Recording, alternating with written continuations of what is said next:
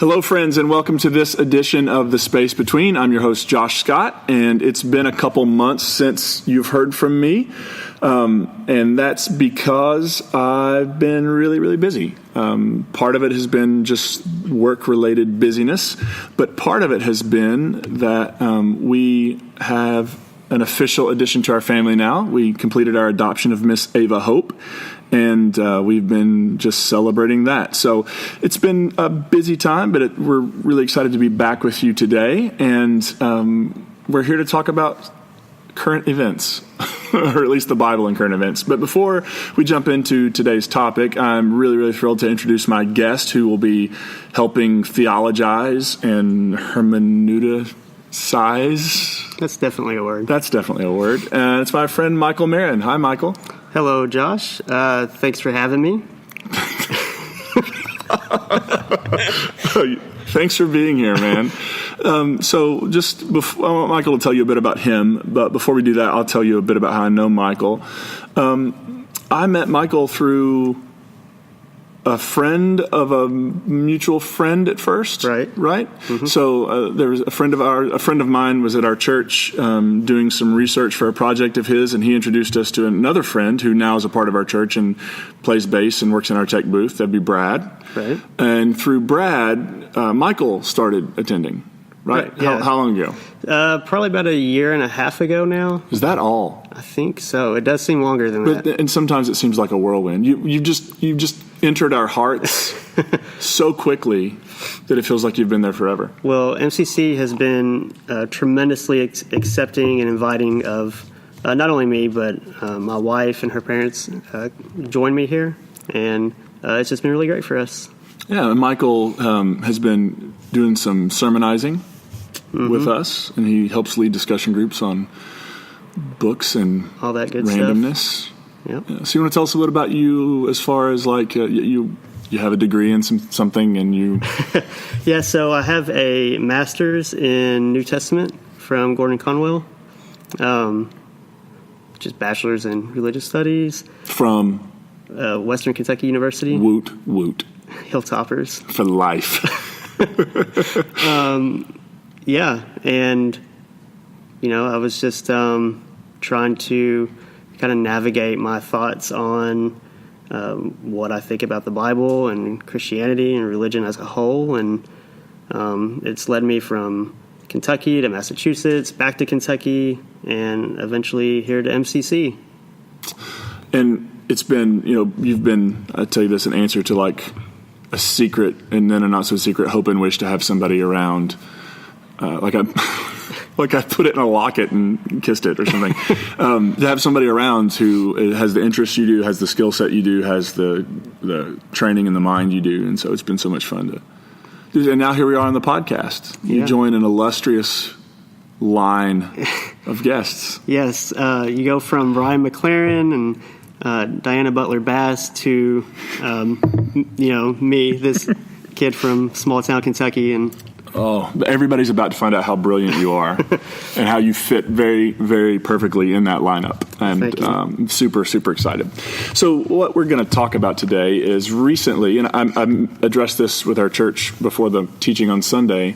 And if you hear, by the way, we're in our gathering space, so it's kind of bigger and more cavernous, and our air conditioning unit needs something done to it. It works. It's comfortable in here, but when it comes on, it sounds like somebody trying to start an old dying car.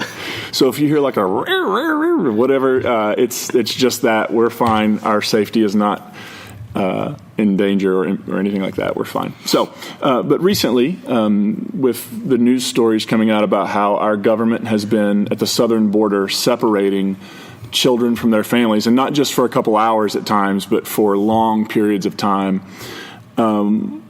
So that when this starts getting talked about, one of the things that happened was the Attorney General, Jeff Sessions, and then I think also the PR person, the spokesperson, Sarah Huckabee Sanders, both essentially argued from the Bible that what is happening is okay because the Bible in Romans 13 says to obey the government. And so that's sort of a justification. And anytime the Bible gets brought up in a setting like that, it brings up all sorts of questions for folks about, like, what does the Bible actually say? Some people just assume if somebody says the Bible says that they're right. And when I heard, I don't know about you, Michael, when I heard them say Romans 13, I immediately thought, oh, that can't stand. We've got to address that. And so the tens of people who are listening to this, I don't know. What do you think about that? Yeah. Anytime you hear, well, the Bible says, or it says in the Bible, or the Bible clearly. Yeah, the Bible teaches. I'm just telling you what the Bible says, right? Yeah. Anytime you hear that, what so often follows is something that is seemingly out of context. And there are so many people who, whether they identify as Christian or not, often themselves don't know what the context is. And so when people hear these things, they just automatically assume that, it's read in such a way that it's a rule book. And there is this rule where you obey your government. And it's very plainly and clearly stated. And for many people, that's where that discussion stops. And the Bible says that, there you go, that's it. And no further questions are really asked. So that's why these conversations and discussions are important. Yeah. We had a magnet on my fridge growing up that said something like, it was either God or the Bible. The Bible says it, I believe it, that settles it. Right, yeah. It actually doesn't settle it. No. Not even a little bit. So before we jump into Romans 13 specifically, because this passage actually has a long, convoluted history of being used to justify all sorts of terrible things, especially in our country here in America. Before we do that, let's talk a bit about the context that Paul's writing in when he writes to Romans, because I think you mentioned context, and I think context, for me, learning that the Bible has a backstory, learning that it's not just out there floating in space, but it's in a matrix of history and of soil, and like all that stuff is real and influences what we read. So when we read Romans, what's the context in which Paul's writing this letter? Yeah, can I actually even back up further than that to start off with? And I think it's helpful to sort of state up front what Paul is not doing with the letters in the New Testament. And so I think it's very common for people to read Paul's New Testament letters or come to them with the understanding that Paul is sort of writing pockets of Christian theology, so that he's writing all his thoughts on this particular theological subject in this letter, and he's sending it to this church in this city. And then he's going to write all his thoughts on this theological subject, and he's going to send it to this other church in this other city. And all we have to do is gather all those letters, all those thoughts together, and we sort of have, Paul's entire systematic theology. Right. And so, this even gets more interesting to me when you think about that scholars pretty much agree, mainstream scholars pretty much agree, that of the 13 letters attributed to Paul in the New Testament, that Paul probably wrote, the historical Paul probably wrote 7 of them. Right. And so what happens is people approach these letters, and they approach them in such a way that we've gathered them all up, and so Christian theology is settled for us. It's closed. It's done. Paul already figured it all out for us. All we have to do is pick it up and read it and follow it. And there's no further discussion to be had, and there's no context to consider. Whenever that's just not the case. So Paul is writing to specific communities regarding specific issues, specific questions and concerns that those communities have, and he's writing so that these concerns and his writings are relevant to these individual communities. So Corinthians, for example, 1 Corinthians, right, where there's very clearly been correspondence, at least a letter from the Corinthians to Paul, mm-hmm, yeah, if not more than that. More than one, yeah. And I guess one of the things I find interesting is that, I guess outside of Rome, there's one written, Philemon is written to an individual. Right, yeah. Which is addressing a specific issue. But most of the letters Paul writes are to communities that he knows very well, that he founded, or that he's had some, deep experience with. Right. Except for Romans. Yeah. Right. So talk a little bit about that. Like Paul doesn't, he's writing to people that he just doesn't know.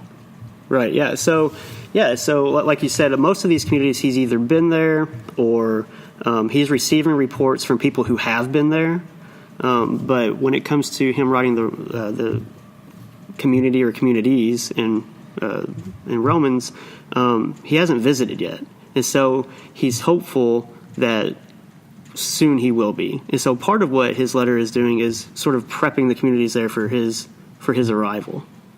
And so we know that prior to him writing his letter, the Jewish people there were expelled for some time by Emperor Claudius, I believe it was. So Claudius, the Caesar figure, the emperor at the time, I think it was the year 49, expels Jewish people from Rome. And it's the historian Suetonius who tells us why, which has something to do about instigation of Chrestus, which most scholars think is talking actually about Christ, right?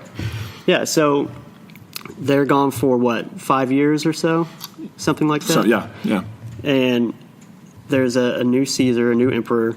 They're allowed to return. And so one of the questions is, how do these people sort of assimilate back into society? How are they to live as followers of Jesus, but at the same time not cause unrest, because they've already, to some degree, caused enough unrest to get kicked out, but also at the same time not concede any of their own faithful convictions as followers of Jesus. And so it's a delicate balance that they're trying to figure out, and Paul is trying to, in his own way, help them figure out how to live as faithful followers of Jesus, but at the same time not in such a way that they get kicked out again. Plus, again, he wants to visit. Right. Yeah. So he can't visit if they're not there. Right. And so these when the Jewish people were expelled from Rome, that would have meant that because Christianity, before it was Christianity, began as a messianic Jewish movement. And so the church in Rome, when the Jewish people get expelled, that leaves Gentile Christians exclusively in the church, who establish Gentile customs and do all sorts of things differently, I'm sure. And then you have Nero allows them to return, the Jewish people to return, and suddenly you have a community of people who are very different from each other, who have different dietary practices, different sort of worship practices. And I think one of the things Paul is doing in Romans is he's not trying to give a systematic theology of what he believes. He's trying to say we have to figure out a way to live together. Yeah, exactly. He's trying to unite these two groups under their shared belief system, even though they have many different values and belief systems between each other as the two groups. They do have, of course, this one very, I was going to say intrinsic, that's probably not the right word, but they do have this one value and this one belief system that their faith is in Jesus Christ. But they differ on how to maybe demonstrate that faith or what it means to actually be.